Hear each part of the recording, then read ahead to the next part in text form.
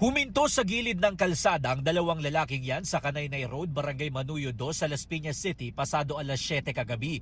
Maya-maya, biglang bumunot ng baril ang lalaking nakasando at malapit ang binaril sa ulo ang biktimang naka-t-shirt na puti. Rumesponde ang ambulansya ng barangay na nagsugod sa ospital sa biktima. Ayon sa isang residente, inakala pa nila noong una na paputok lang ang umalingaw-ngaw sa kanilang lugar. Sobrang lakas po nun eh. Kasi pagsilip po namin nun, nakita ko po yung tricycle, may nakatumba na pong lalaki.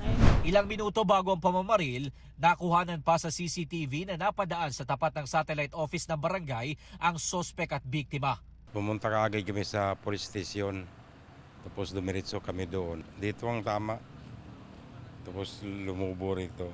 Sabi ng barangay, blanco pa sila sa motibo ng pamamaril. Residente raw nila ang dalawa na parehong tindero at magkatapat lamang ang pwesto sa palengke. Patuloy na minomonitor sa ospital ang kondisyon ng biktima. Patuloy rin ang follow-up operation ng pulisya para mahuli ang sospek at malaman ang totoong motibo sa pamamaril.